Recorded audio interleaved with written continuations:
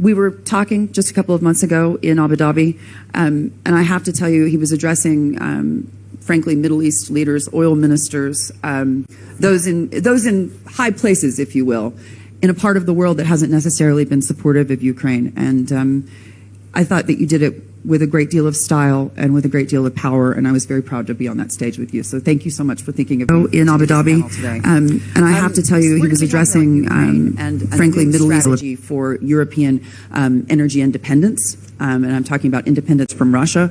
And as the conversation we were just having before I walked up on this stage, you don't want to be in hock to somebody for your security. And frankly, and perhaps surprisingly, U.S. President Donald Trump knew that, told Europe that, and nobody was listening. So perhaps one thing he got very right. I want to introduce our panelists. Obviously, Maxim Timchenko is the CEO of DTEC. I have Victoria, the last name is eluding me, Starek Simelin, and of course Kurt Volker joining us up here. And we're going to be talking about every dynamic of this in terms of infrastructure development, the importance of putting money into this problem now so that we hopefully don't have these issues in the decades to come, and also the geopolitical aspect as well, and the opportunity to use new technologies and new energy dynamics, frankly, to change the conversation. Kurt, I want to kick off with you just to set the scene for us. Well, thank you very much for the invitation, and appreciate that, because I think I am not the energy expert that any of these people are, but I think I do want to give a little bit of the context. So first off, we have to remember that we are dealing with the biggest crisis in Europe since World War II, which is a crisis in just about every respect. Humanitarian is clearly the most painful and the most important. Tens of thousands of people killed, millions of people displaced, no end to this in sight. And I'd say we all have a fairly certain knowledge that if Putin is not stopped in Ukraine, he will keep going. And so it's critical that we do everything we can to stop the war. It's the humanitarian dimension. It's also a legal and a moral dimension. It's a security of Europe dimension. And it's an economic dimension, and it's produced an energy crisis for Europe. It's produced a food crisis for the world. And again, this won't go away on its own. So it's something that we all have to be focused on dealing with. One of the things that's interesting about that is that it has exposed some fundamental issues that I guess we all kind of knew were there, you know, the dependency, but we never really focused on and dealt with. And the first one of these that I want to highlight is that it is Europe's purchase of Russian oil and gas that funds the Putin regime and prolongs the war. So remember, if our objective is to deal with all of these crises and consequences, you want to shorten the war, it is exactly Europe's energy practices that prolong the war. And the second is that Europe's addiction to Russian oil and gas, because they could get it relatively cheaply, has prolonged Europe's dependency on fossil fuels and delayed its moving away from that onto renewables. So these are the things that have been exposed by this war. But what we have to do is take that and flip it ahead and say, okay, so these are not just problems, but now we can see opportunity, because we can, all working together, reduce Europe's dependency on Russian fossil fuels and increase the degree to which renewables are now powering Europe at the same time. So it's taking that exact problem and trying to take it as an opportunity. And in that respect, we come to Ukraine. People are often thinking of Ukraine as a crisis, a war, a problem, a corrupt place, a place where we are providing assistance and charity. We have to start thinking of Ukraine not as a problem, but as part of the solution. Because if this is the problem set of getting rid of Russian oil and gas, increasing the mix of renewables, Ukraine can contribute to that on a market basis with Europe. And this is important because you want the solution to be sustainable based on private sector activity rather than government largesse. And so if Europe and Ukraine work together, you can have substantial investment in renewables in Ukraine that then provide electricity back to Europe, that replace Russian oil and gas, and that improve Europe's own renewable energy footprint, which is EU's goal anyway. So instead of seeing this only as the problem, which is glaring us in the face, it also is pointing the way towards where the opportunity and the solutions are. Victoria, I want you to pick up on that for us in the sense that from a geostrategic point of view, there are so many opportunities. And as we're all speaking over the last several years with a great deal of emphasis on climate change, renewables, what the new energy dynamics are going to look like, walk us through how you see that developing as a direct result of, frankly, Vladimir Putin's invasion of Ukraine and his use of energy as a weapon. Well, first of all, I'm absolutely delighted to join the panel, and thank you so much for this important conversation. I think it's important to address the interconnectedness between the current geopolitical situation and also Europe's dependency on Russia, which is extremely significant. First of all, I think we now perfectly understand that geopolitics not only has returned, but actually has returned with a vengeance, and well, the events back in February proved it. In this context, it's extremely important to realize what it means when Europe is so dependent on Russian energy supplies. So, my fellow panelist, Kurt, he rightly pointed out that European Union is funding Russia's war in a sense. But I would also add at the same time that it is also encouraging further imperialistic ambition of Russia to go further if it's not stopped now. And finally, renewable agenda, greening up, this also is very much related and interconnected. Now, I think it's important to emphasize some numbers here. So over the past decade, European Union paid approximately 1 trillion, and I repeat the number, 1 trillion of euros for energy supplies to Russia. Now, this actually means that the EU paid approximately 100 billion to Russia, comparable to 281 million per day. And now, in 2022, because of the energy prices rise, the number actually has grown even further. And especially, it's striking in the context of the ongoing war in Ukraine. And it now equals to 475 million euros a day to pay for Russian energy products. Now, this money is going directly to fund Russia's war. The snapshot of the situation shows that over the past 20 years, actually that dependency has not diminished, but has grown even further. So in early 2000s, we had European Union had 56.3% of dependence on Russian energy supplies. Currently, that number stands at around 57.5%. So not only when we had Georgian invasion in 2008, we didn't learn our lesson. When we had the first invasion of Ukraine back in 2014, we didn't learn the lesson. Actually, we failed to understand the importance and the significance of our dependency on Russian energy supplies and the way how it encourages Russia to proceed further with its imperialistic ambitions. And I think two things important to note in this context. So, first of all, Russia considers ex-post-Soviet space as being its inner backyard.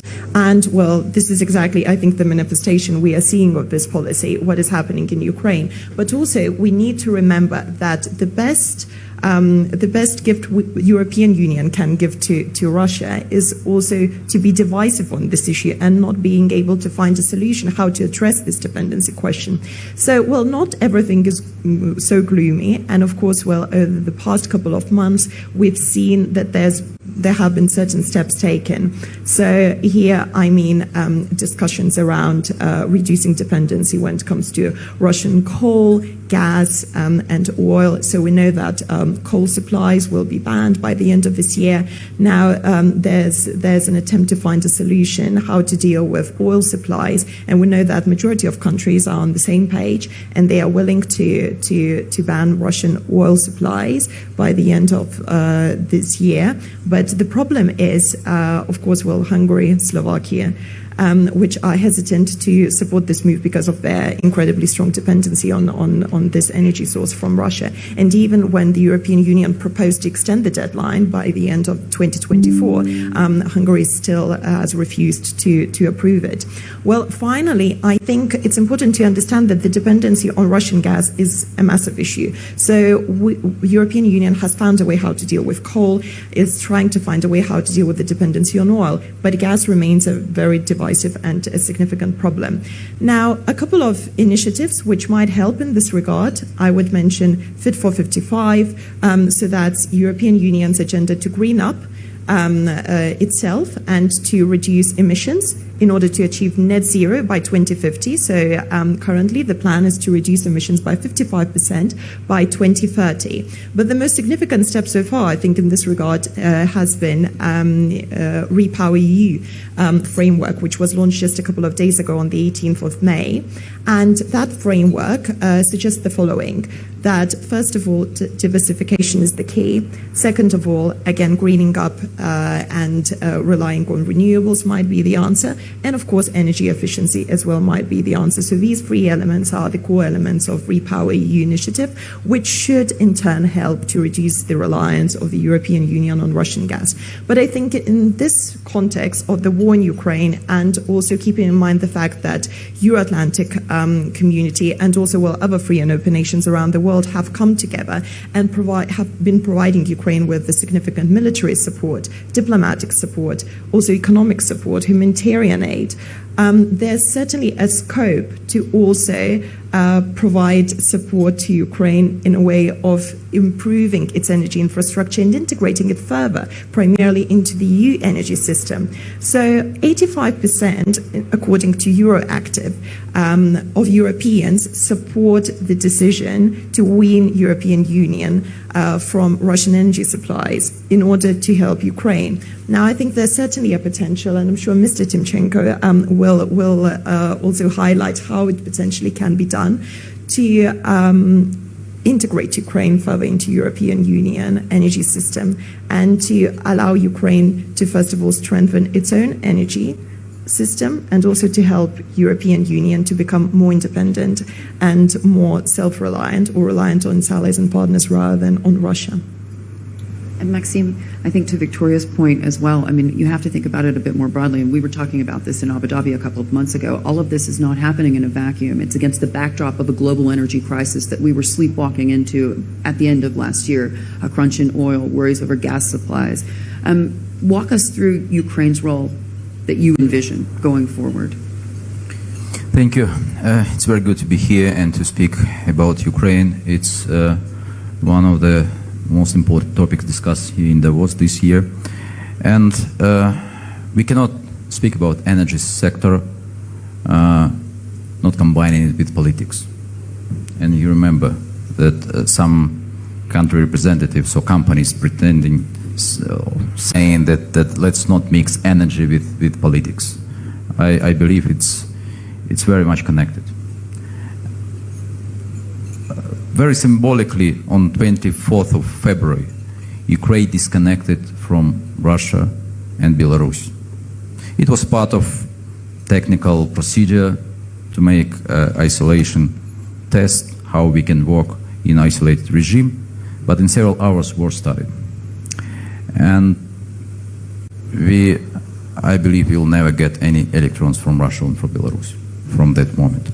Several years ago, we stopped buying gas from Russia. And then today, I believe we are not going to buy any energy products from Russia. This is about Ukraine, developing country. Let's see what is happening in Europe and numbers we heard. Europe increased share of Russian energy in their generation mix. Europe afforded to consume 45% of natural gas out of total consumption, 45% of Russian coal, 27% of Russian oil in their generation mix.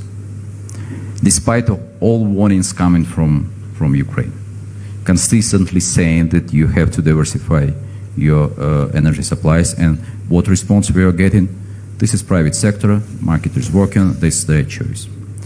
We were saying constantly that Nord Stream 2 is political project, and we got answer that it's purely commercial project.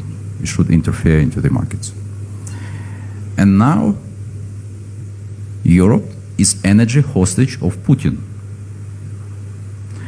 And Putin started using it way before war started, dictating prices of natural gas in Europe. Russia could easily support Europe in fourth quarter of last year, providing more natural gas and increasing flow of gas from Russia, just to respond on high prices. It was not done. What he was saying, that we follow our contracts, we send exactly what is written in the contract in terms of volume of natural gas. After that, he started war against Ukraine and keep blackmailing, saying that now you should pay in rubles. Otherwise, we cut gas supply to you. And basically, he's done it for some countries. So, basically, this is, I think, such an extent of warning to the European countries that finally it's time to reconsider seriously the whole energy security strategy of European Union, and finally define one of the most significant role of Ukraine in energy security of European continent.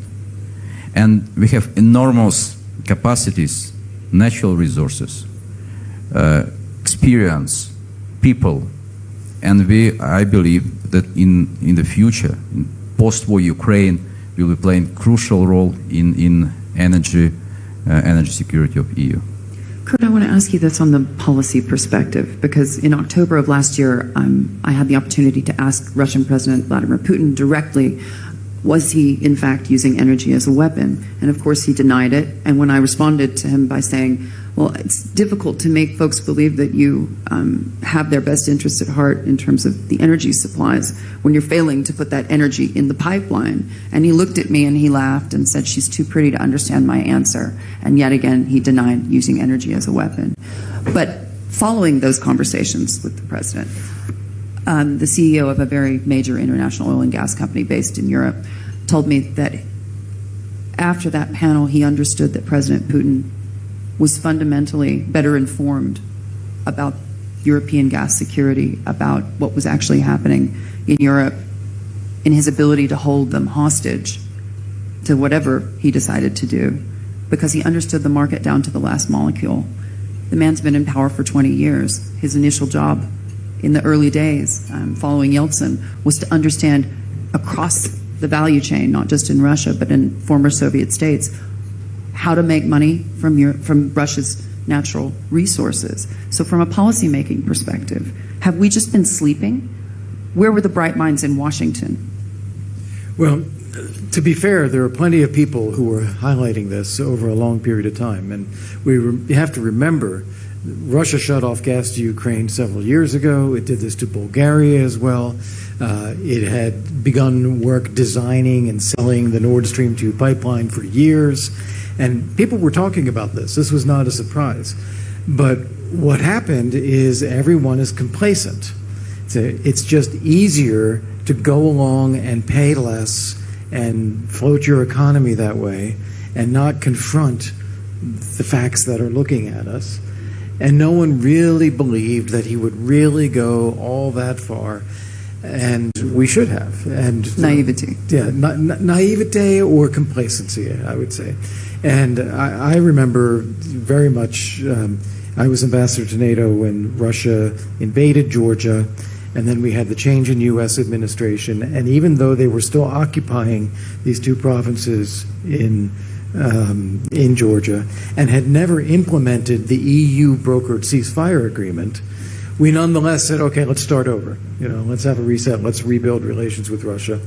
And that went on for years and years. And I think we both became conditioned to just sweeping problems under the rug, and Putin became conditioned to our doing that. So he thought he could always get away with the next step and the next step. We said this earlier, appeasement. Yeah, it's a loaded word that people don't like to use, but how else can you describe it if you just think it's cheaper to pay the ransom than it is to actually confront the hostage taker? Do you believe that we're wiser now? I don't think I would say wiser. No, I don't think we're wiser. I think that we are forced to confront more horrific facts than we were faced with a few months ago. But I worry, even with some of the statements we've seen from Europe in the past couple of weeks, saying that, well, or the New York Times article, the editorial board, maybe it's time for Ukraine to give up some territory in order to get back to some peaceful situation. This is self-delusion because it's easier than confronting the problem that Putin has become. Maxime, you mentioned Nord Stream 2, which in Washington was also politically loaded. And one of the questions that I've asked European ministers in the past few months has essentially been, at what point do you take someone like Angela Merkel or Gerhard Schröder and accuse them of crimes against their own country? Because at the end of the day, these are the folks who were backing Nord Stream 2. These were the people who were backing European integration with Russia. And whatever you want to call it, naivety, complacency, here we all are as a direct result of that policy making. Victoria, do you see the stalemate at the moment that we're seeing in the European Union over Russian gas and Russian oil as something that's really solvable? Because at the end of the day, even if Hungary gets on board, we're talking about a major economic blow to Europe. And that, of course, impacts people at the ballot box. And at the end of the day, these people are politicians. That's a very good point you're making, and this is certainly one of the key risks I see, and I guess also all other experts and, well, political elites see too. I think, well, first of all, we need to understand the key reasons why this dependency exists and why there's that hesitancy still in place. So, well, the existing infrastructure. Second of all, cost. Well, of course, depends on the situation and on a certain country as well, because we know that Russia, tends to sell at different prices to different countries, which also is another way how it creates divisions within the European Union. But also, I think there's a matter of some sort of convenience. And as you mentioned, also, well, thinking about the political elites' political future.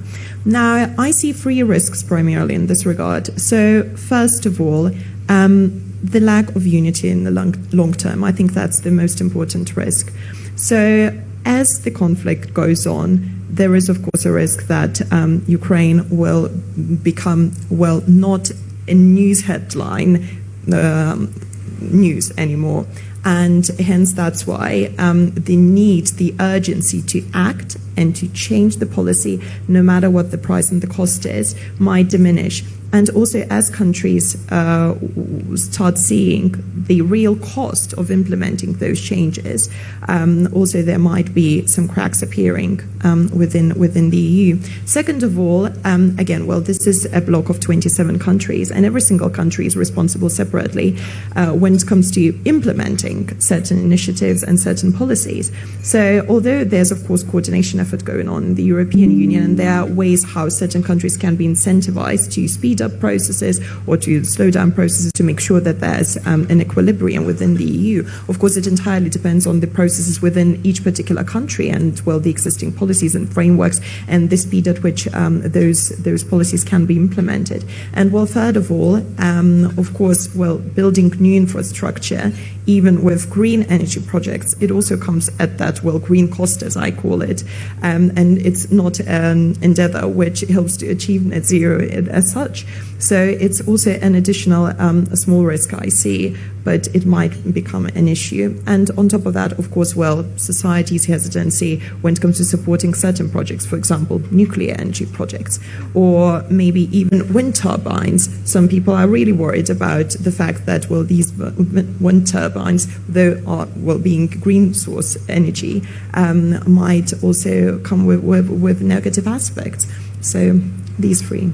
Maxime, how worried are you about that specifically? And we both touched on that. The fact that Ukraine, as much as there's an emphasis on what's been happening there, and we're seeing it all over Davos, inevitably it will not be every day first or front page news. How worrying is that for you? Because all of the pledges from various politicians as to the money, they're throwing a lot of money at this problem. But that doesn't necessarily mean that it's going to be put to good use. Are you worried about Ukraine falling off the headlines when we talk about that sense of urgency? And are you also worried about that money that they're sending to your country or willing to invest is really not going to be put to the best use? So today, to be honest, I'm more worried about time when this war is over and time when Ukraine can start playing this new role in energy security, what I mentioned. I started with 24th of February when we disconnected. But another date, I think historic date for Ukraine is 16th of March, when Ukraine connected to European grid. And I think that it's surprisingly brave decision taken by Europeans finally to connect us in wartime. And since 16th of March until now, Ukraine showed that we are responsible, we maintain stable operation of united energy system. And since 17th of March, we started discussing with the European partners ability to start exporting electricity to Europe. It helps Europe to reduce dependence on Russian energy. It helps Ukraine getting more revenue, financial revenue to support our financial system. And this discussion is going since 16th of March. It's not finished yet. We cannot export excess of electricity as a result of significant reduction of consumption, and also is the fact that we maintain production of coal and gas at pre-war level. And that's just another indication how Ukraine can fight. So, and Europe is not making decision. So needed electricity at much lower price than currently in Europe is still not flowing because of European bureaucracy, hidden in technical discussions. So I think that all parties should be serious about energy security, and what we discuss here and what we bring here in Davos for discussion in context of rebuilding Ukraine, and I prefer to say building new Ukraine, building new energy industry, building new economy, building new country, is initiative, we call it 30 by 2030. So it means to build 30 gigawatt of renewable capacity by 2030. It requires billions of investments, but it addressed this never-ending discussion of dependence on Russia at large extent, because most of this capacity and green energy will flow to Europe. We can build hydrogen capacity in Ukraine, produce green hydrogen, and also start exporting to Europe. We use all these funds to finance development, our infrastructure, and build a new transmission lines. We invested in flexibility of our system, building battery storage projects. And this is basically can be foundation of new green sustainable economy of Ukraine. I believe that we can speak with Putin with weapons, and I think the whole world realized. But also what he's afraid is that Ukraine can become benchmark country with democracy, with green economy, sustainable development, and playing crucial role in energy sector of Europe. This is one of the fears of Putin, to see this kind of country next to Russia. Absolutely. I love what you just said about this being a build out of a new Ukraine. And Kurt, I want to ask you about that specifically. One of the comments that was made in one of my panels earlier this week, prior to the invasion, we would talk about Ukraine as one of the most corrupt countries in the world. Now everybody there is a hero. Let's think about this from a policymaker's perspective. When we talk about the billions of dollars of infrastructure, there are a lot of investors at the World Economic Forum. They want to make money. That's all well and good, but they also want to know that their investments are safe. What does this need to look like in order for them to feel that? Well, that's a huge question, and before I answer, I just want to add one thing on your prior question, because your prior question was, are you concerned that Europe will become fatigued with Ukraine and just lose focus and not do anything? And it gets back to a point that Victoria made, where she said 85% of Europeans think we should reduce our reliance on Russian oil and gas in order to help Ukraine. Wrong framing. Because it should be 85% of Europeans think we should get off Russian oil and gas in order to help Europe. That it's Europe's own interest to do that. And Europe's own interest will be the investment in Ukraine and the production of energy capacity and bringing it back to Europe. It's not for Ukraine, it's a mutual benefit. And I think that's important for people to internalize. Then to how do you structure this? So this is a huge topic. Lots and lots of people are talking about this. The first thing is that from the Ukrainian side, Ukrainians look at this and say, all right, we're attacked by Russia. You give us the weapons and we'll fight the Russians. Yeah. And then the parallel to that is, okay, we're going to rebuild Ukraine. You give us the money and we'll rebuild Ukraine. Thanks, that's okay. That's not going to happen. Yeah. No one is going to hand over the money to Ukraine in some trust fund and say, okay, now you rebuild the country. Yeah. That goes straight back to fears about corruption and misuse of funds. And the Germans are already saying, are you really expecting us to take on debt? Sure. For this, yeah. Will never happen. In addition to that, the U.S., through USAID or Development Finance Corporation or whomever it might be, or the European Union through all of its various mechanisms, will insist on transparency and accountability for the funds being delivered for the purposes that they're embarked on. So there needs to be created a coordination mechanism where everyone listens to Ukrainian priorities. The Ukraine has the right to set priorities. But at the same time, everyone who is on the donor side of this needs to be assured that their funds are being used the way they intend them to be used. So that's one coordinating mechanism.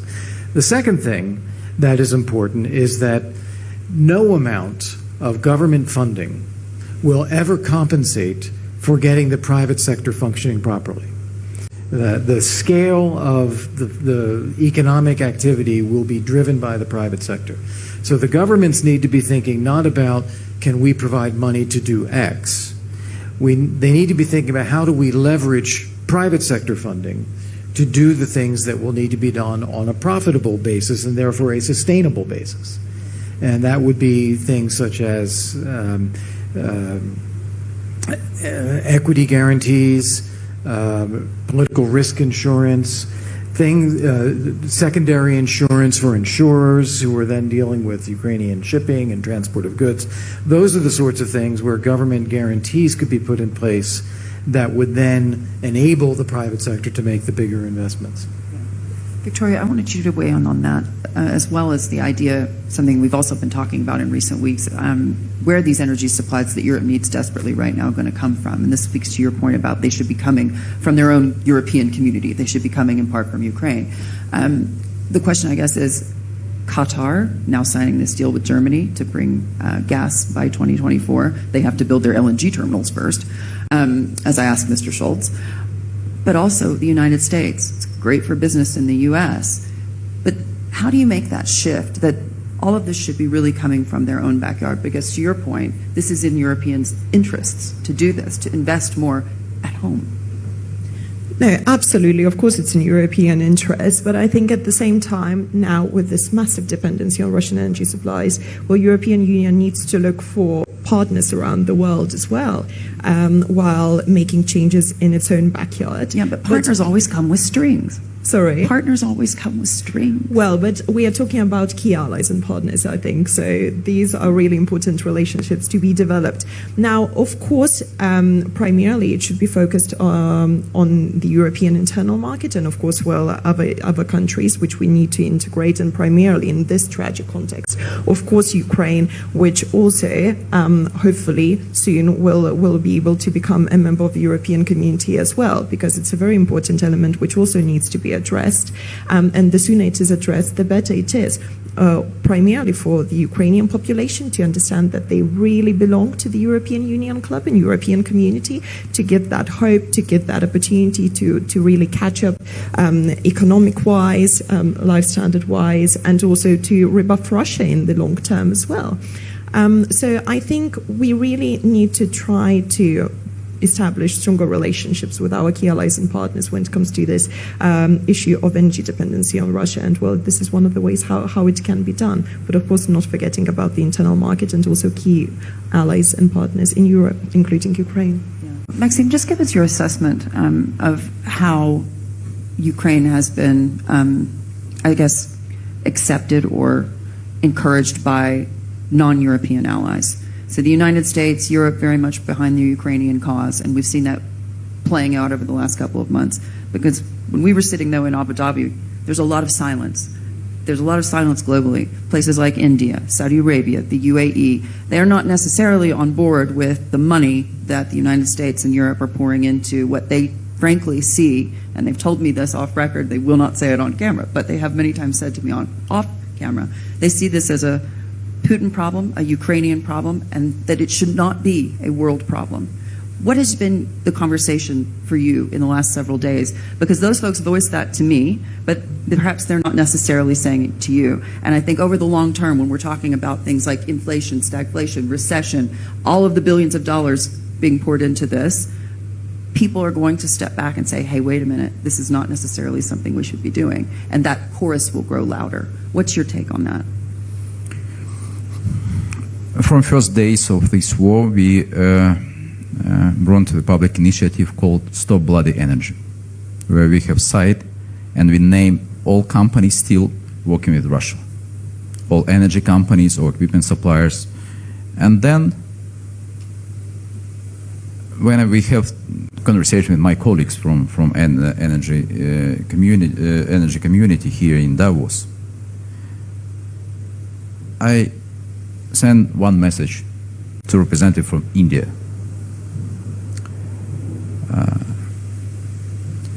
When you take neutral position and keep working with Russia and keep buying Russian oil and again not mixing energy with politics, I recommend you to visit Russian house in Davos, converted is Russian war crime house. You will be crossing many times. Just go and look on these pictures and videos and make your moral choice. You want to get cheap Russian energy and keep financing Russia to create more and more similar pictures in Ukraine. And this is moral choice of corporates, of politicians, of countries.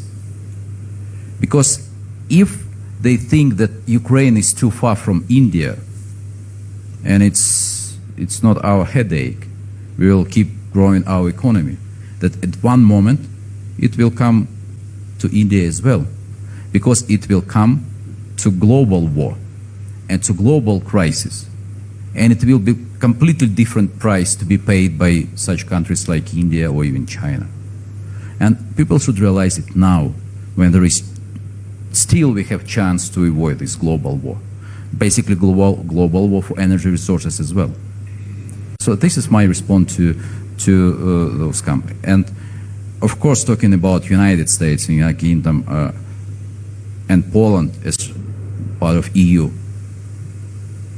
No, people usually say that real friends you can see in bad times, and we call these countries real friends, because in bad times they stand with us, they help us by all means. Of course, it's not enough I think we have right to demand more, but they do so much for Ukraine and today and for the future Ukraine, because they realize they helping not only Ukraine, they saving the world.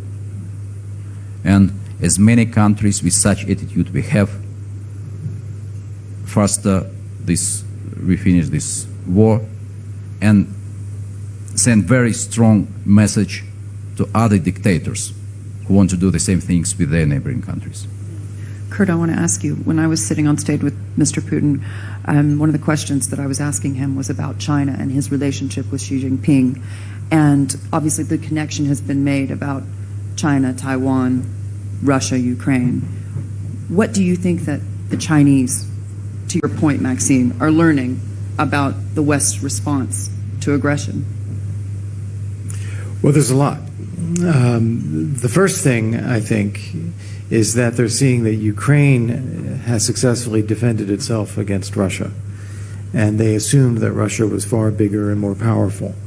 And so it causes them to think, what does a bigger, more powerful country like, or not country, but region like Taiwan have as a capacity if Ukraine can do this? So that's the first thing. The second is that the West has finally stepped in to help Ukraine. And so I think there was a lot of doubt, and we sowed our own doubts, and Putin did as well, especially in the lead up to February 24th, and we pull our embassy out 10 days before anything happens. So there was a lot of concern that the West would not stand with Ukraine. But in the end, we did. And so I think the Chinese see that as well, and Biden's statements just this weekend in Japan underscore that, no, there is a commitment to Taiwan's security. The third thing is that, and this is something I'm sure Mr. Putin did not say to you, the Chinese don't really respect the Russians very much. They see them as corrupt and stealing from their country, not building their country. They see them as brutal. And if they look at how they have conducted this war against Ukraine, it's exactly the opposite of what China would want. China wants to absorb a rich Taiwan that's intact, not a destroyed Taiwan. So I think they're looking at all of this and becoming convinced that we still want Taiwan, and it rightfully belongs to us, but we have to be patient.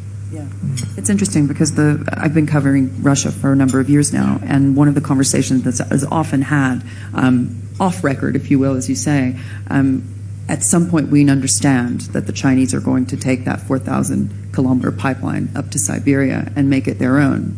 And they understand this. They do live in fear of this, and it is a part of the conversation in Moscow. I would ask, as a follow-up to that, do you believe, and we can't know this, obviously we're not sitting in the Kremlin with him, do you believe that President Putin has come to any kind of realization that he's made a deep strategic error in invading Ukraine? And I ask this as a result of, as you say, the world has seen that his military is not all that it was cracked up to be. He has been exposed on multiple fronts. It's very hard to know what is going on with Putin's frame of mind and what he actually thinks about things. So any answer here is just pure speculation.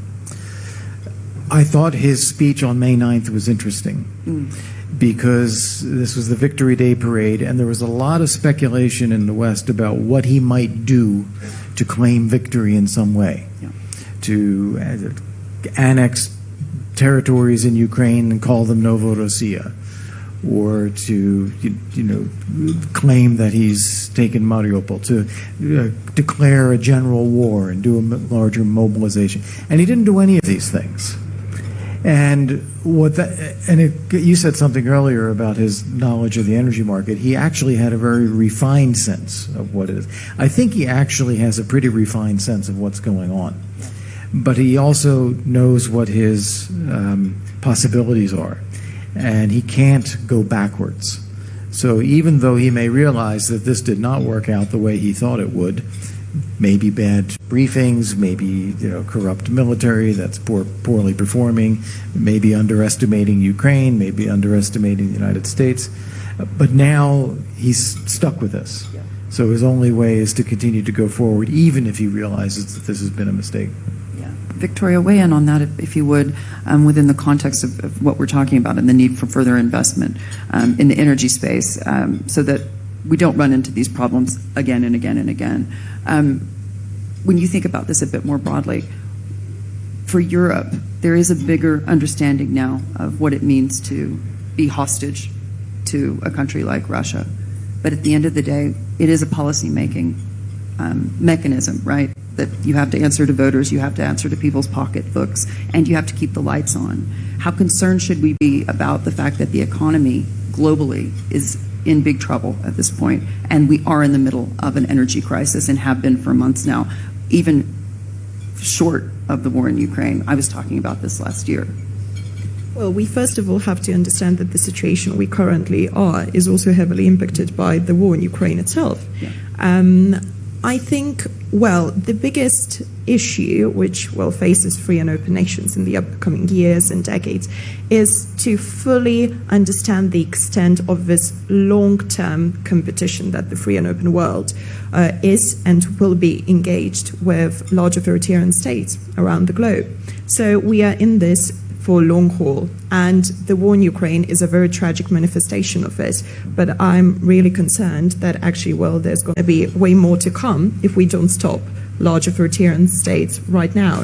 So, of course, well, voters will need to be convinced that there's no price tag as such when it comes to safeguarding, well, our territories, our values, our way of life, and that, well, there is a price to be paid for that. And, well, I think the reason why we are currently in this situation and why this reinvasion is taking place, this blatant aggression against a proud and independent nation of Ukraine, is because of the fact that we actually underestimated how important it is to be independent energy-wise, not to have, well, relationship in the same form as with our key allies and partners with a large authoritarian state such as Russia, because the Kremlin regime is a different regime.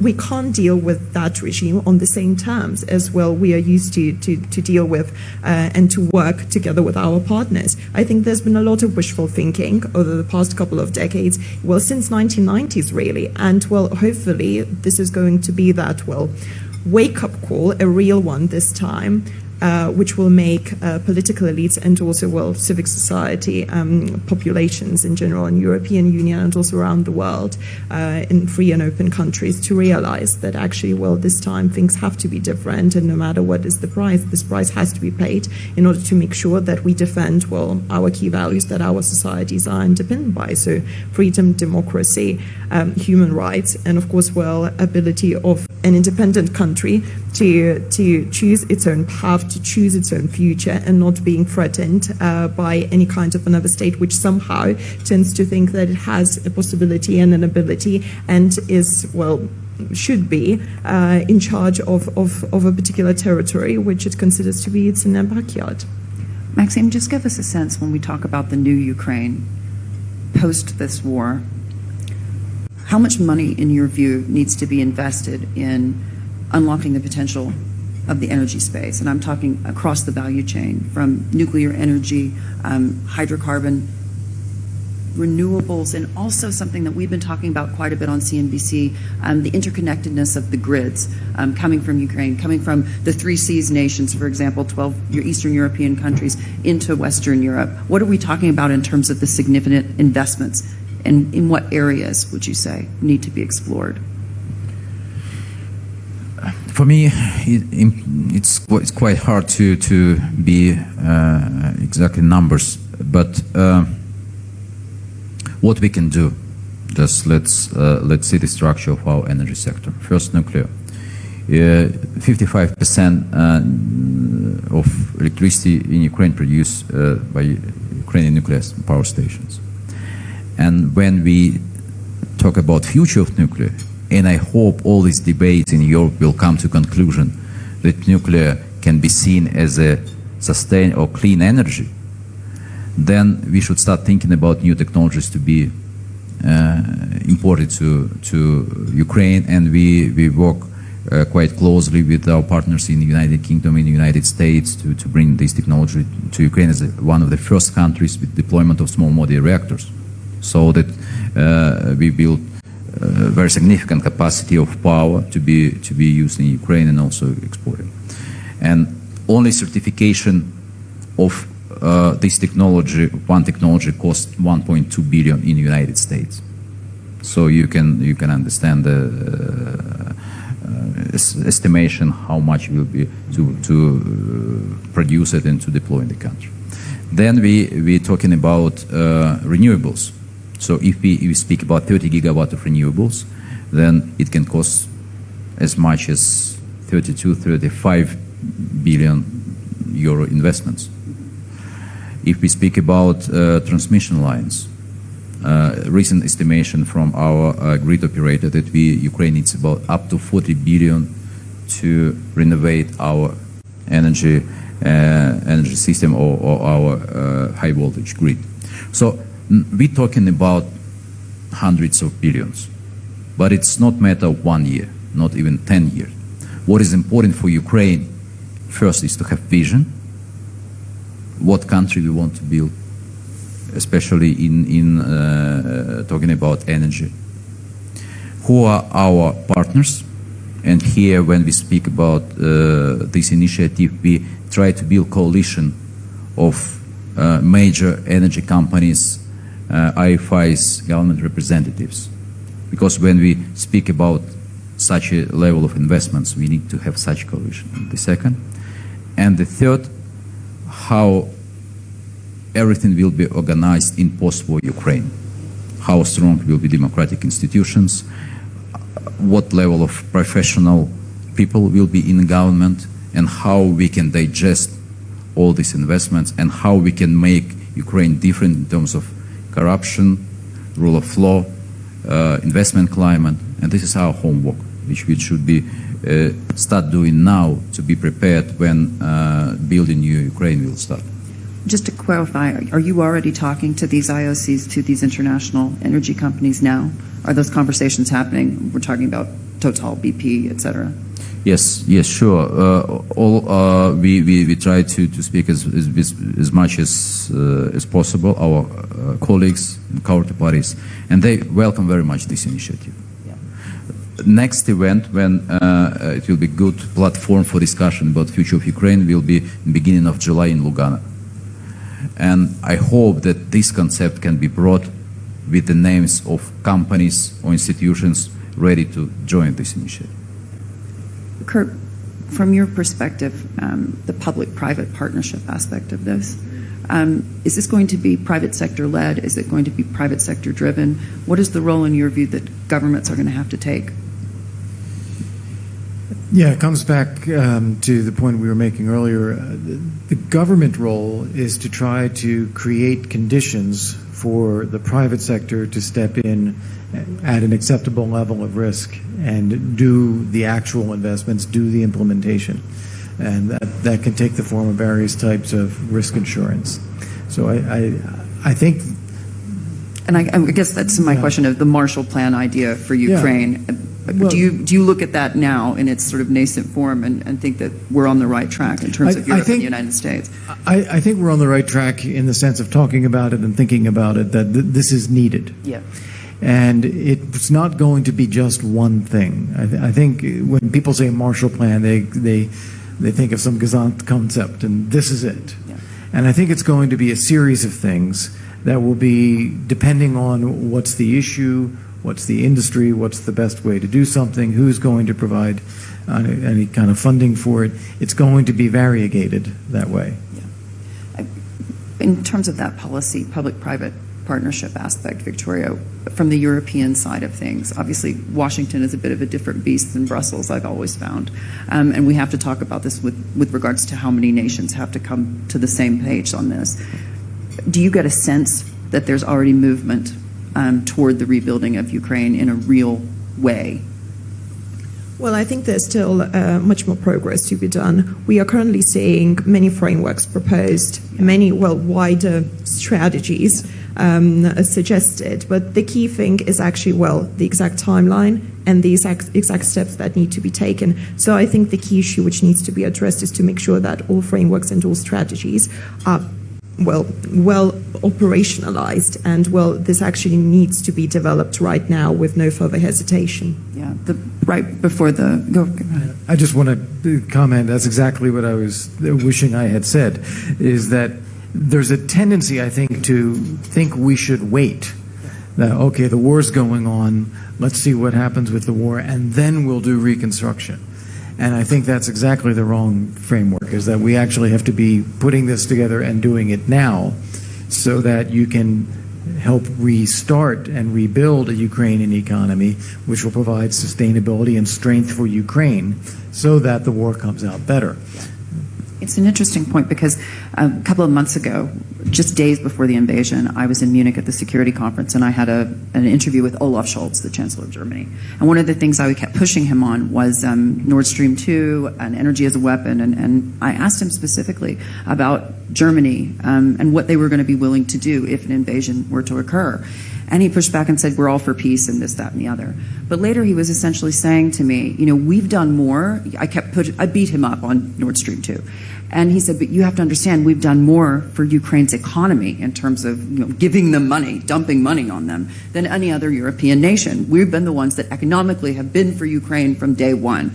And I said, well, you don't see a conflict of interest there at all? And he said, no. And of course, he's walked those comments back in recent days. But my question to you, Maxime, is when you think about this a bit more broadly, and we talk about how to take all this money that is essentially going to be coming to Ukraine and put it to work in the best way, do you see specific countries as partners in doing that? Do you see a Germany potentially being your lead? So, to reflect on that, definitely on priority list will be countries who will be getting this clean energy because it's their own interest. So we speak about Germany, the major buyer of Russian natural gas and Russian oil out of all EU member countries. And they put themselves in quite difficult position now with all world pressure to put embargo. Germany turned to be in very weak position, trying to maneuver in and finding the way how to replace it in shortest period of time because it's public pressure on their politicians. And to be honest, Germany was not very fast in helping Ukraine after war started. It was long thinking process how to balance between Ukraine and Russia. And basically, I was quite direct when I was visiting Berlin in 2 weeks ago. And now, today I've been approached by CEO of Siemens, offering help, supporting us. And we're very much grateful to German companies for this support. And for now, they realize that it was something wrong with German position beginning of this war. So, of course, in this reconstruction plan, Germany will be playing one of the major roles as our partner, as the potential recipient of our energy, and one of the most developed industrial country with all technologies, equipment which they provide, and Germany is one of our major partners. So I believe that we should build this project in win-win situation when we deploy new technology built in Ukraine and export it to the countries. And I think that's logic for them. Also, what I want to mention that we should not think, as it already said, that money will come to Ukraine and we'll do by ourselves whatever we need because we deserve it. We need this war. It doesn't work. And I think it even doesn't work if this money will be coming from government institutions to Ukrainian government, and Ukrainian government will be thinking how to deploy this capital in Ukraine. It will not work. Not only in Ukraine, I believe in any other country. Private companies, private business should be driving force for reconstruction of Ukraine. And as Kurt already mentioned, the role of government and government institutions is to make frame for private business to come, private investor to come, protect private investment from political risks, and make sure that we have liberal economy, that we have real market in place, and creating conditions. But I can rely only on the vision that private capital will be in Ukraine. Kurt, I mean, obviously it's very difficult to set a timeline on any of these events. And of course, we hope that the conflict in Ukraine ends as soon as possible. One of the things that I've heard here multiple times is, what can we do to create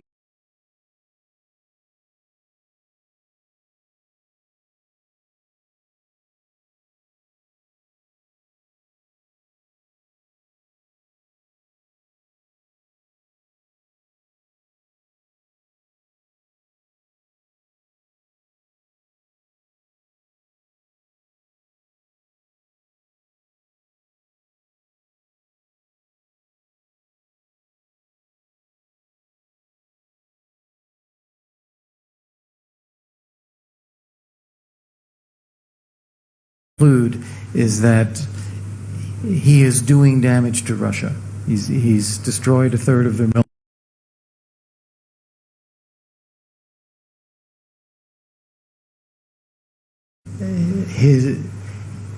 He will have to look for a way to stop destroying Russia. I think that's where we have to get to. It's not about saving face, and I always react to these phrases of humiliation of Russia. Russia's not humiliated. If anything, they have humiliated themselves. There's no saving face here. It's aggression that needs to be stopped and reversed, and there's no off-ramp other than withdrawal.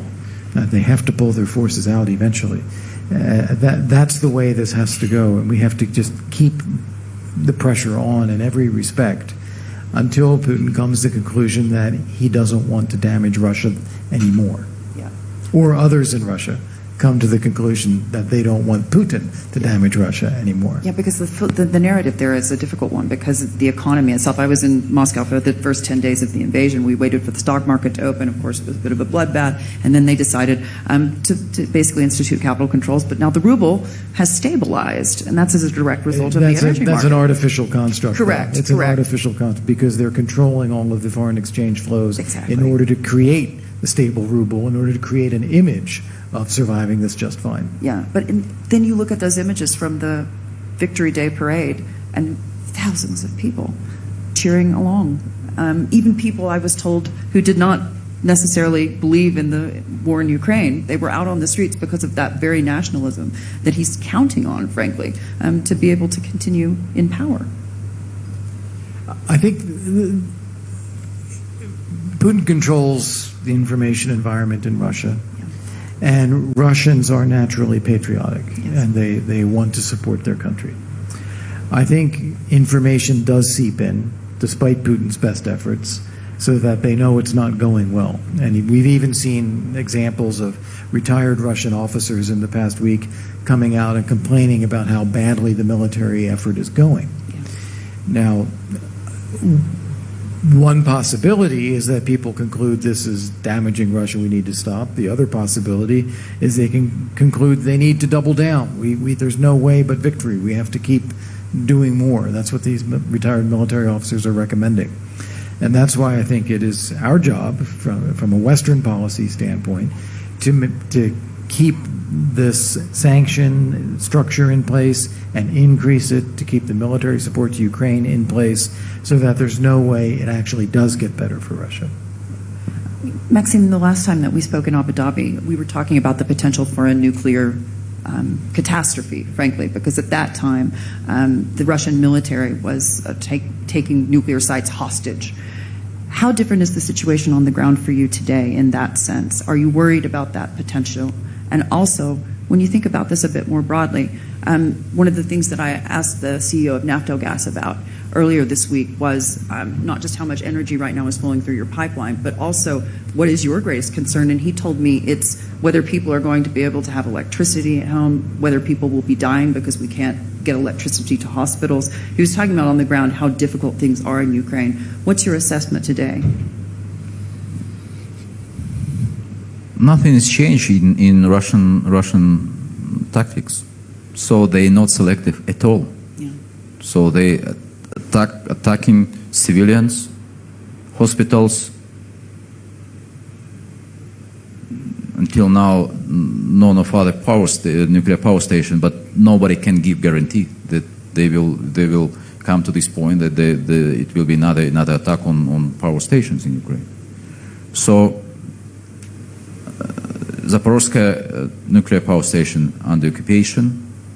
They interfere into operations. They send tens of employees from Rosatom, and they even start saying that we will start selling electricity produced by this power station to Ukraine, not understanding that there is no chance as of today without huge investments to bring this electricity down to Crimea, as they were saying that they will be using this to supply electricity to these occupied territories. Mariupol is an example that people already dying without electricity. And for more than 80 days, we couldn't restore electricity supply to Mariupol. And there are some other places in the Donetsk region in the same conditions. In Lugansk region, in controlled territory, no electricity supply at all, and there is no chance that we can restore it. So this is reality, and this is happening. So what we do as a company, feeling our responsibility to help these people, is to do whatever is possible to restore it as fast as possible. We lost 34 employees of the tech. As of today, 9 of them civilians, and 1 of them on duty when emergency crew went to Makarov place in Kiev region, and it was plastic mine exploded. We lost one person and 3 injured. And it's morally it's very difficult to make decision running the company, sending people with such a risk to their life. But you know what is happening? We have tens of volunteers in the company saying that we want to go. We want to help these people. We take full risk. We understand that we risk our life. But this is our duty. And the text mission written that we bring light and warmth to people. And in these times, 60,000 employees of the tech realized that this mission is true. So basically we live in this. We do whatever we can that people have electricity, but it's really difficult to do it in war zone territories. I want to open it up for questions, actually, from the audience. And I think we have another mic from somewhere on the various sides. Victoria, if you wanted to weigh in on that as well, because I think one of the questions, of course, that I have is that when you think about how President Putin has conducted his war in Ukraine, destroying critical infrastructure, this does not look to me like a man who wants to take over a country that is fully functioning and invest there, if you will. This is a man who wants to destroy. Does that make you more encouraged that Europe and the United States will see rebuilding Ukraine as a symbol not just of Western values, but also the importance of creating a stronger Ukraine to deter further aggression from Russia in the coming years? Well, I'd echo the views expressed by Kurt that, well, first of all, there's no face to be saved when it comes to, well, Putin. And I think the important thing to understand is that the free and open world cannot reintegrate Russia with this regime back into its system. Well, actually, the regime just needs to change. Or, well, the person who's in power needs to change, and then we can think about how do we reintegrate Russia. But in its current form, well, I don't see the way how it can be done. And you rightly pointed out, we don't see an attempt to subjugate another country by some sort of hidden means or attempts, but actually we are witnessing brutal aggression and destruction. Now, of course, free and open world needs to come together to help Ukraine, first of all, to win this war. The longer Ukraine is able to resist, of course, with the support from free and open countries, the easier it will be for Ukrainians to win this war, and the more difficult it will be for Putin to wage this war. And, well, another element, of course, a very important one, is how do we help Ukrainians to rebuild their country? And, well, it is a massive challenge, and it will be a massive challenge for the years and decades to come. And, well, we need to start thinking about it right now, but not only thinking, helping Ukrainians practically. I think there are microphones around the room, so feel free. I'm just going to keep asking my questions, but feel free to pop up and ask one. I guess the bigger question, too, is in terms of the breakdown of energy in Ukraine at this point, going beyond nuclear. How do you see that evolving? Because we're talking about putting investment into the country, we're talking about the grids, but specifically break down for me how you see the energy construct going forward in the new Ukraine. Because that's, of course, very interesting for investors, and there's a lot of money right now, obviously, behind renewables and how we can make a smooth transition. Because already with the climate crisis and the energy crisis, we've realized post-war in Ukraine that the transition is proving more elusive, if you will, than policymakers had hoped. Today, our generation mix is the following: 55% nuclear, as I already said, about 20% still fossil fuel, coal, and about 9% is renewables. So this is how it's structured now. We as a company in 2019 announced about our climate neutrality by 2040. So since we are major not only in renewables but also in coal in Ukraine, our primary goal is to use our coal power station infrastructure to do this transition.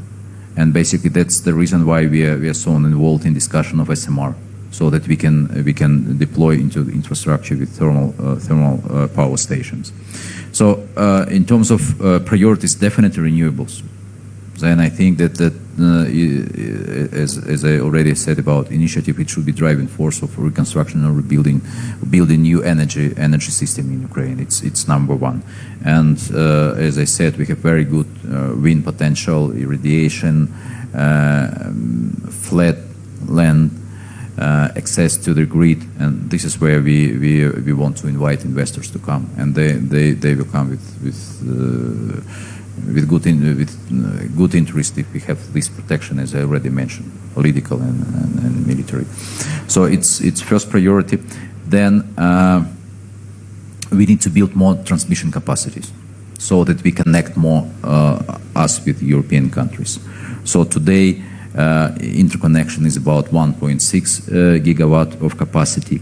Then we have 3 transmission lines inherited from Soviet times. We need to put them back in operation. It will double capacity, and then we start building new one, so that we increase this cross-border capacity as much as 10 to 12 gigawatt. So, and again, to make simple in numbers, if we build 30 gigawatt of renewables, 10 can be exported, and the rest will be used for green hydrogen. It's very high demand of green hydrogen. Basically, Germany is driving force of green hydrogen in Europe. And they are very much interested and basically place Ukraine as a major non-EU partner in green hydrogen. And this technology will come to Ukraine. It's the best place to do it, and in terms of logistics. Then energy storage, very important technology to be deployed. We were the first and only Ukrainian company made industrial scale of battery storage. And next step to expand it into make it bigger in sizes by many times. This is what we can do, and basically we discuss it here with representative of battery storage companies who produce it. By the way, from India, they approached us after my comments that probably he passed this house and then approached us to offer us battery storage facilities. So these are the areas where we want to do investment. In terms of priority, first, trans-border capacity. So we need to be more connected with Europe.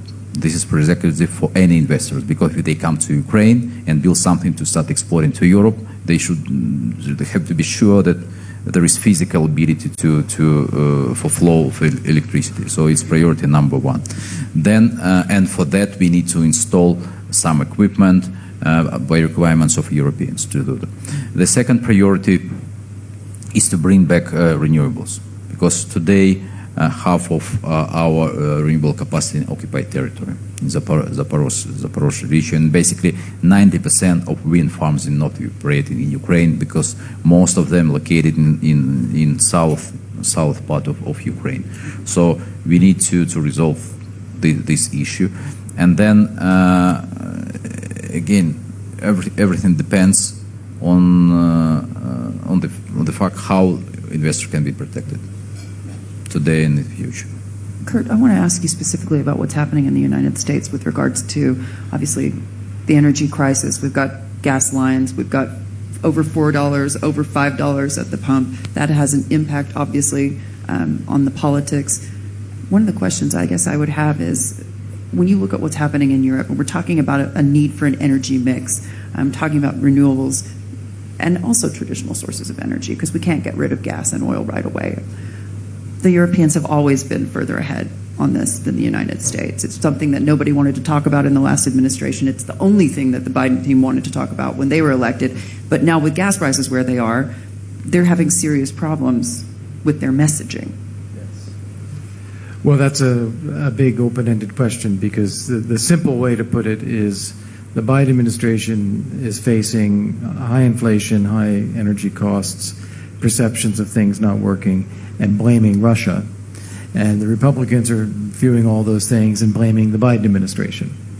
And it's just pure politics about who positions themselves going into the midterm elections.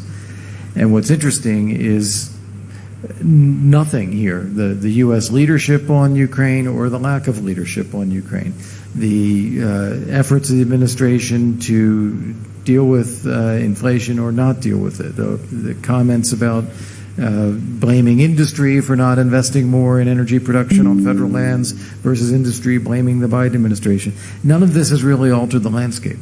I was reading an analysis a couple days ago where looking at the last three midterm elections in the first term of a presidency, the polling data from a year before that election turned out to pretty accurately predict the results of the election, even though a year went by.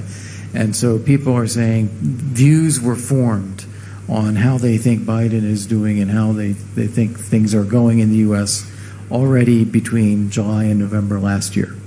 And that's just going to carry through now. I think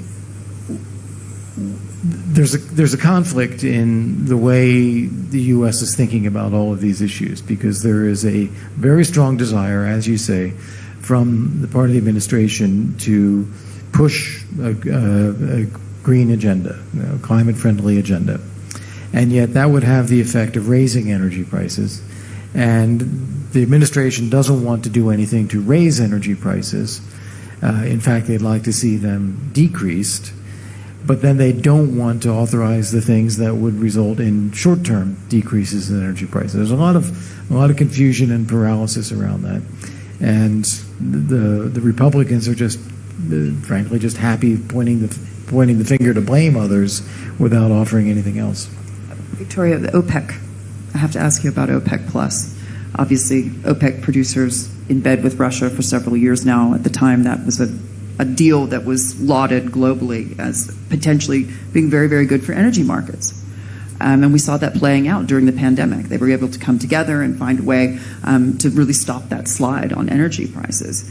Now we're in a situation where over $100 a barrel on a daily basis, WTI and Brent crude, something we follow very closely, obviously, on CNBC. So even beyond the gas issue, we're talking about oil.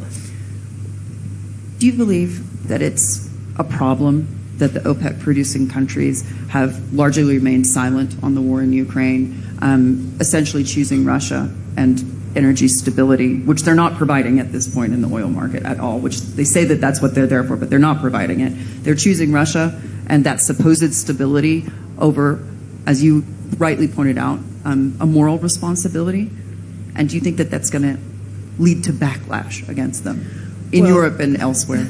I think it is already leading to a backlash, and it's a massive task for us actually to convince the countries which are still in between or hesitant to take sides in this conflict, to support free and open nations and also to support Ukraine, because this is a choice, not only an economic choice, it's actually a choice about the world we want to live in. Do we want to live in a stable world? Do we want to live in a secure world? Do we want to live in a world where an independent country would have a right to its own territorial integrity, territorial sovereignty, and its right to choose its future? So there's a lot of work to be done, I think, in order to make sure that there are enough of countries, and strategically important countries in this all energy debate, which would eventually take a side and not be sitting on the fence as they are currently doing.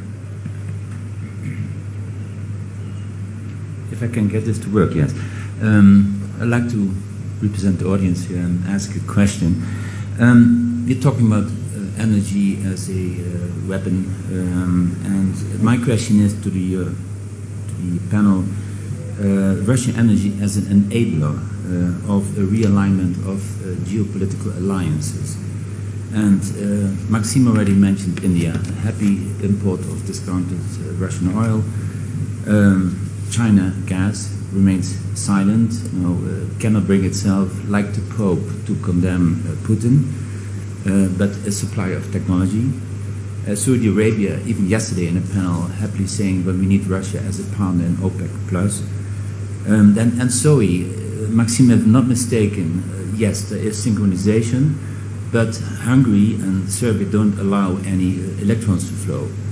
So here we have the Putin admiration club basically undermining all the sanctions. And so my question is, the sanctions cannot deliver the intended goals, objectives under these circumstances. So that will probably lead to another solution, which is probably military victory. And we should not forget that two things about sanctions. One, Russia is really a small economy. It's a nuclear economy. It's small. It sits in between Italy and Spain in terms of economy, and probably now below Spain after the war, during the war. The other aspect is that Russians have an unparalleled capacity to suffer. I mean, Germans saw this in 1943 in Leningrad, and it is not affecting the population. The population is happy with a hero like Russia. So back to my question, isn't energy being used here to redefine geopolitical blocks in the world? I'll take a stab at that. Others would want to as well. So I think the starting point that I would make, thinking about the global part of it, not necessarily the Russian domestic part, is the world likes a winner. And Putin had for a long time presented an image of being a strong man and successful, in charge of his fate, and willing to create positions of strength and then use those positions of strength to influence others. And that could be in Ukraine prior to February, it could be in Syria, it could be in Libya, it could be in energy markets, it could be any number of things. And I think a lot of the world now is hesitant to break with Russia, because what if Russia reemerges as a country they have to deal with? So they don't want to burn those bridges. Flipping that around, that is why it is so important for the West to make sure that Ukraine succeeds. Because that will, I think, help adjust those settings. Say, well, Russia is just a small economy, and actually we don't have to deal with Russia quite as much as we thought we had to. But right now, I don't think those resets are in place. In some cases, and you mentioned Hungary, I think we need to be taking, we U.S., we European Union members, need to be taking a more assertive approach to Hungary on energy, saying, we know that you define Hungary's interest as maintaining access to cheap Russian oil and gas. Well, guess what? You're not going to have that access anyway. So we can do things to make sure that that's not getting to you. So please make a different choice and do what the rest of us are doing. I think that kind of pressure could be applied in the case of Hungary. Wouldn't work in the case of India. I think India is a different category. And I think India's big worry is China, and therefore they're hedging their bets by trying to keep the relationship with Russia. Zelensky was asked about this once. I saw his answer to this question, and I think he gave a very wise answer, which is we understand where India's position is today, but we hope that when Russia is defeated, when Ukraine wins the war, that then India will be with us. And I thought that was a very wise way of putting it. So there's no easy answer to pick apart these geopolitical things. It's not where we would ideally like it to be, but I think in pieces they can fall a different direction.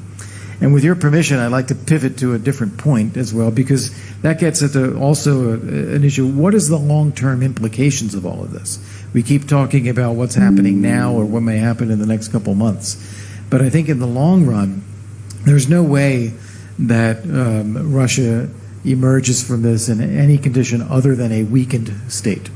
Russia will have a diminished GDP, a pariah status as long as Putin is in power, sanctions in place as long as Putin is in power or their forces remain in Ukraine. Russia will be significantly diminished. Ukraine emerges as a sovereign, independent European democracy that everyone now recognizes as that's what it is. No more post-Soviet, no more fundamentally corrupt. It's a European democracy, and that's significant.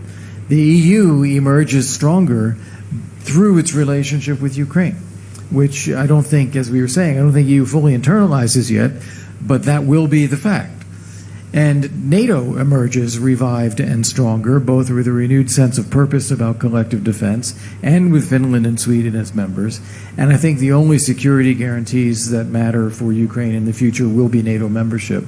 I don't think our NATO allies are there yet, but that's where we'll end up.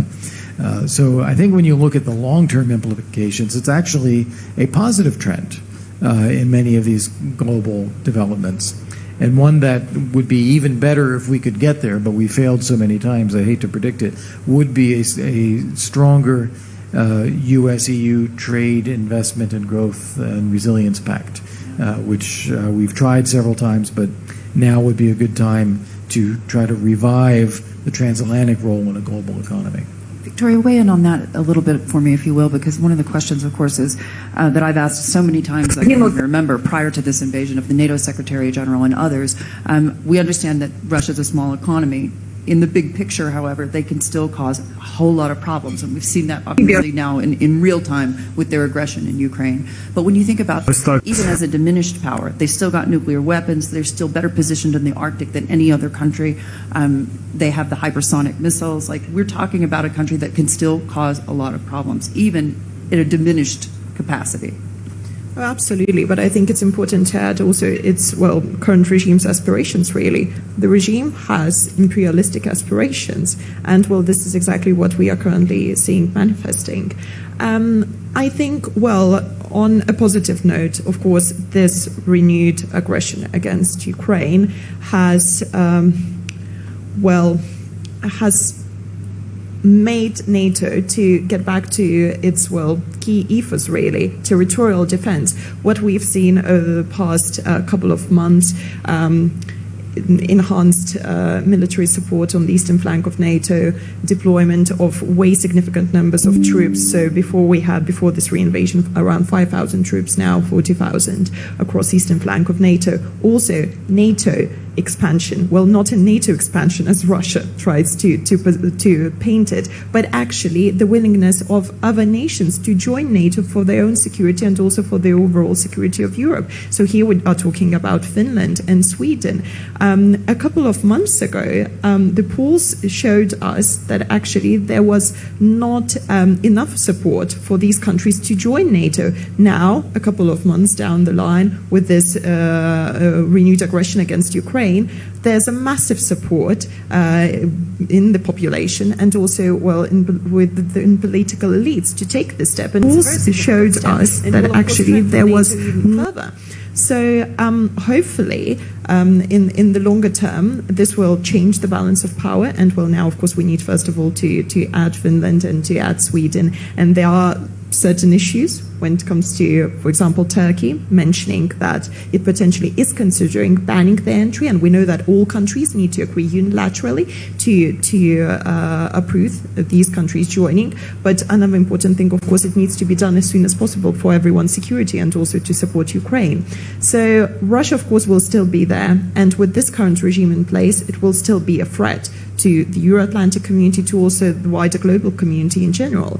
But, well, there's, I think, a glimpse of hope, really, that because, well, NATO has really renewed itself. Part of your question was about the... They're porous and the Russians try to work around them, and there are those who want to help work around them, and even an EU oil ban will be picked up somewhere else.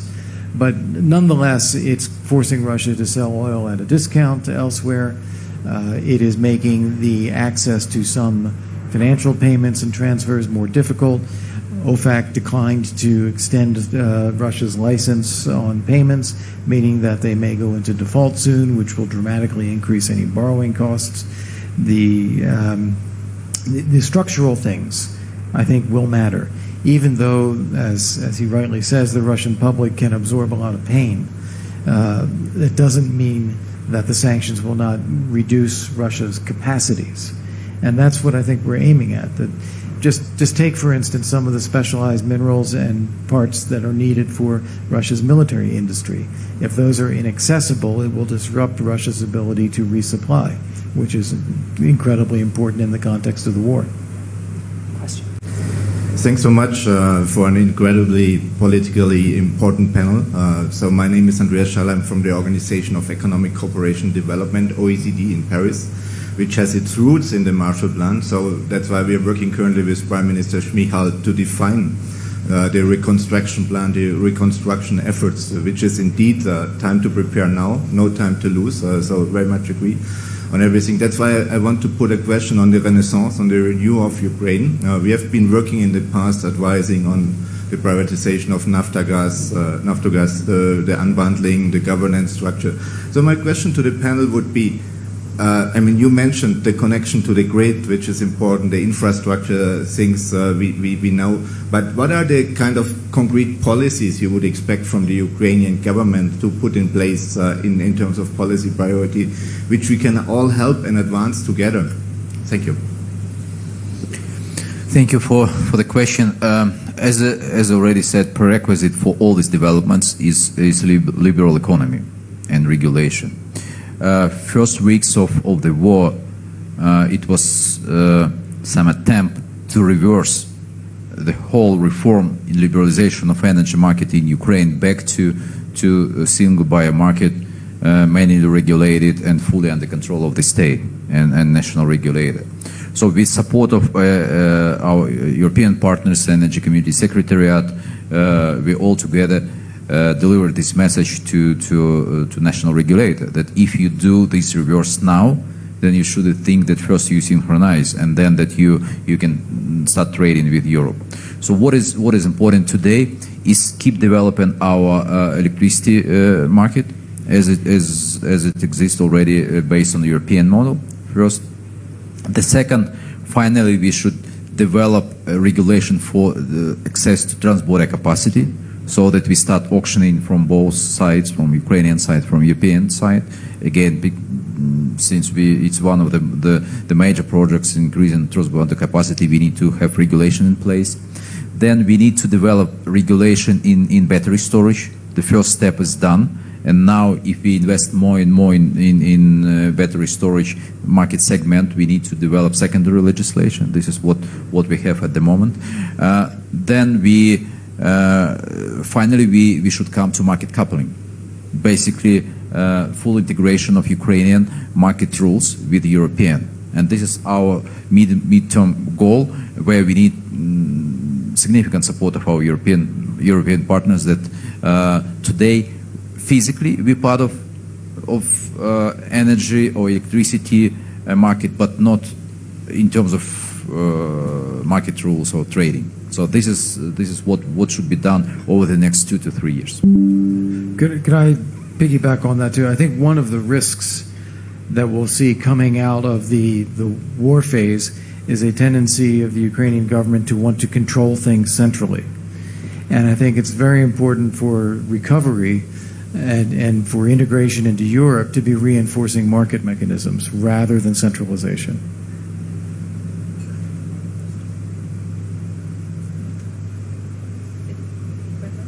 Oh, there you are. Thank you for the great discussion.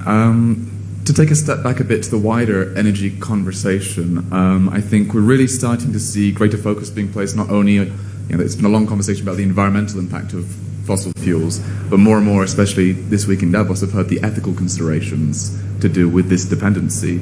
So, despite the war and despite the environmental argument, even with COVID, we had 2 years and all this talk of building back better, there's still been this complacency and this resistance to taking the opportunities. So my question would be, what is it going to take, and what changes do we really need to be seeing to accelerate an energy transition to greater energy security? Well, I think, first of all, the war in Ukraine already is making European countries to reconsider their approach to this issue. And it's not only an ethical question, it's actually the question of our security. And I think, well, if that ethical angle has not done enough in recent years to help Europeans to make up their minds that, well, this transition needs to happen as soon as possible, hopefully this security concern, a massive security concern, will help them to finally reach that point. And that brings it back, I think, to what Kurt was saying earlier in terms of even in the United States, it seems that they're struggling on messaging and struggling to move forward, frankly, Right. because when I speak to oil and gas executives in the United States and we talk about production, OPEC plus, this meeting that may or may not take place between MBS and President Biden, and the Saudi foreign minister, by the way, denied any of this to me yesterday, while behind the scenes saying it's going to happen. You've got to wonder about whether or not the oil and gas companies in the United States are really going to be willing to do more for an administration that's basically battered them around from the very beginning. And that's dangerous, frankly, Well, to the they're different. transition. I mean, that just means Yeah. that they're not going to be more amenable. Right. The U.S. oil and gas industry, so this is not to your point about green energy, but just even to get more oil into the market and more gas into the market, they're not going to invest unless they get stronger signals from the administration on the business climate. The administration likes to say, oh, there's all this federal land, you can use it. But they're looking at the cost of investment and production and all the regulations and the unpredictability of the market, and they're saying, we just don't trust you. So they're not going to do that. On getting to green, more determined efforts to go toward green energy, you're absolutely right. Everyone says it and then just finds it's too hard to do, or it's too expensive to do. And it just makes me think of a failing that governments often have, is to assume that if they do nothing, things stay as they are. And usually if you do nothing, things get worse. And they need to actually adopt a mindset that they will get worse, therefore we have to do things. And I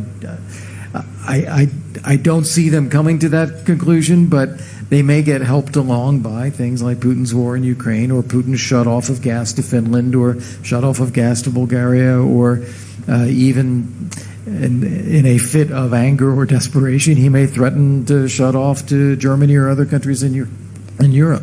And it may be a bit of a wake-up call. Yeah. I mean, do you think that we're going to see stronger policies from governments on these kinds of questions going forward as a result of this energy crisis? Because we were in an energy crisis before the war in Ukraine. We have a severe lack of capacity, and that is a direct result of years of underinvestment. So international oil and gas companies don't want to do it because they want to make returns for their investors, for their shareholders. That's how they keep their jobs, these CEOs. And then on the flip side of that, you've got to understand that the Middle East is they say to me, we're tired of being battered from pillar to post over what people say is a dirty form of energy. And they're actually, in a way, sitting very, very pretty right now with higher oil prices, higher gas prices. And even though they do a lot of the talk, the walk is a different story.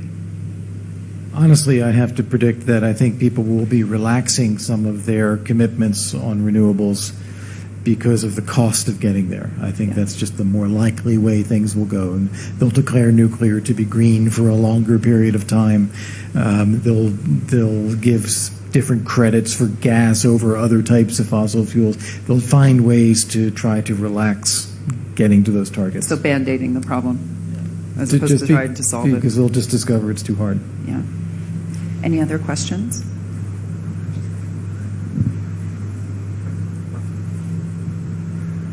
Hello, Timo Huhtasaari from Finland energy company ST1.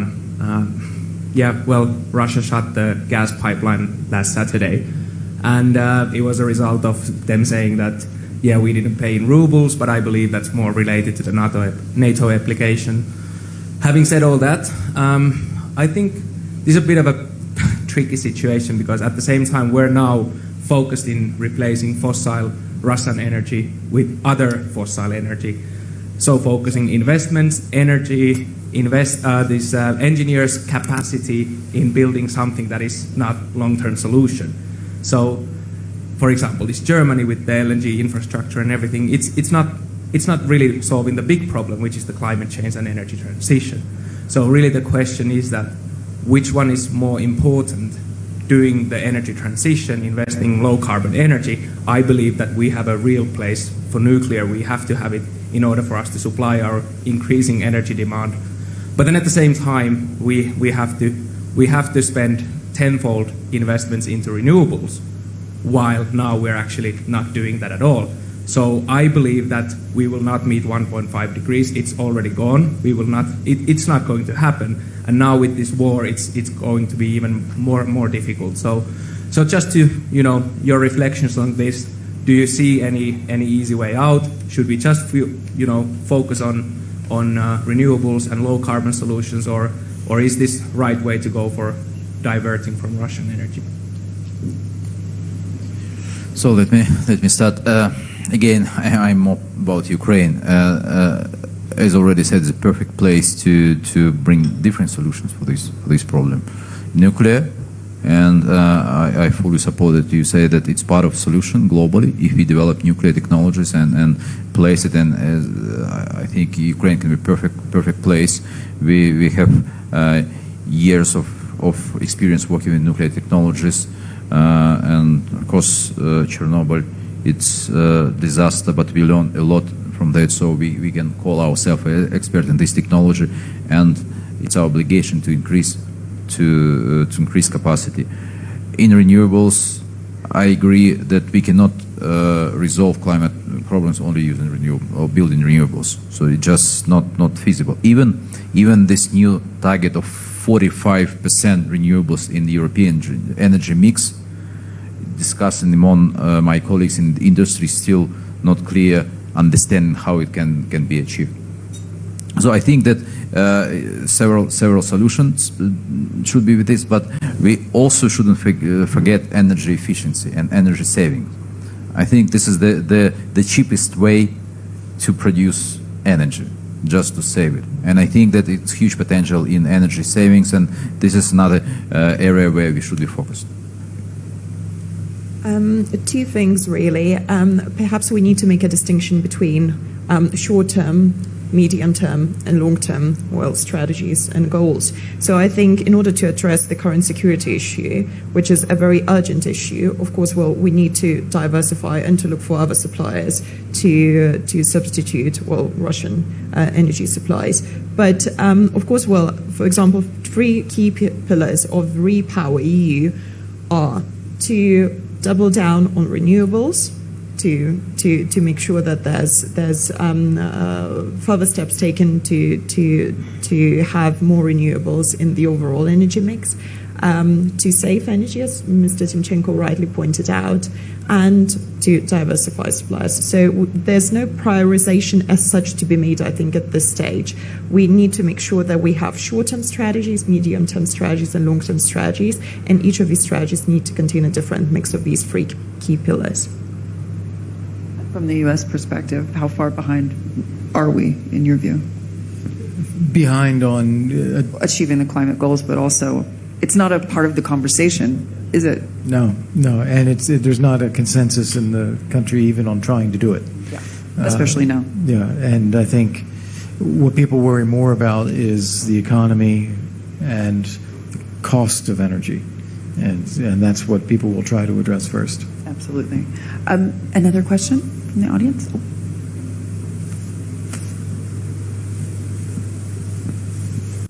Yes, hello. Thank you for everything that has been shared. It's been really quite enlightening. I do have a question around nuclear energy, and in particular, if the war is having influences on public perception, and what would be the consequences of this within the Ukraine, maybe also from Europe, and even in the US. Are we seeing that opinions are changing? So, interesting observation during COP26 conference just last year. And some people call it renaissance of nuclear. Because when industries and politicians and people start realizing that we cannot achieve climate goals by only renewables, come then to real world, seeing nuclear is part of solution. So for Ukraine, we live with nuclear for so many years, and even after Chernobyl disaster, people want to have more nuclear because it's directly linked to the household bills. It's the cheapest source of power today in Ukraine. Of course, with new technologies and new built nuclear, it's questionable what is cheaper. So far, it's better to build renewables rather than nuclear in cost of construction. But still, I think that public acceptance is very important, and this is one of our arguments why we see that SMR can be deployed in Ukraine. Ukraine and society of Ukraine can accept these new technologies, build prototypes in Ukraine, show the whole world that safety levels much higher than the on existing nuclear power stations, and then we can promote it. The question is back to politicians, and we all see battle between Germany and France. So we are on France side. Sorry, may I just add, but are you seeing that politicians or the public are using the war as another way to argue for and against? Is it like pushing discussion even more? To be honest, I have not heard about that. So basically, this is all the dangers we have with the Russian attacks on nuclear power stations. So far, they are not so much linked to nuclear to be used as climate change solution. Thank you. Well, I'll say two things on this. First off, to your question about are people using it in the context of the war? Yes, in my view. But in this way, it's people who are already convinced that nuclear energy is an important source that they should be exploiting and not exploiting enough. And because of the need to get rid of Russian oil and gas, they say, okay, so we have to do nuclear. And then getting the EU and others to accept that some others are going to use nuclear. So it's definitely being used not to change people's perceptions about good or bad, but to say that, well, we have to do this now. In the U.S., I was thinking about how to answer your question from a U.S. perspective, and thinking about my experience over my lifetime. For the last 40 or so years, the U.S. has always been just a few years away from a nuclear renaissance. And we never do it. We never do it. And what I have heard from friends in industry is that it is the combination of federal, state, and local regulations and even communities that just have activism that always make it prohibitively complicated to actually build and operate a new nuclear power plant. Case in point, Westinghouse. Yeah, well, Westinghouse is a manufacturer, and you think of all these examples of plants that have been started and not finished in Pennsylvania, where I live or lived, and it has been discouraging for the industry to actually try to invest in nuclear power in the U.S. Again, people will tell you, oh, this is going to change in a couple of years, but we've been saying that for 40 years. Yeah, and it's actually very interesting to your point. I was hosting a panel a couple of days ago, and I have never seen a room more full of people who are pro nuclear energy, and they came up to me afterwards and they said, "You're a member of the media. How can we rebrand nuclear?" And I'm thinking, Chernobyl, 5 Mile Island. I'm like, I don't think I can help you. And by the way, I'm not in PR. But anyway, panelists, we're going to leave it there. It's fantastic to have all of you with us. Thank you so much for joining us.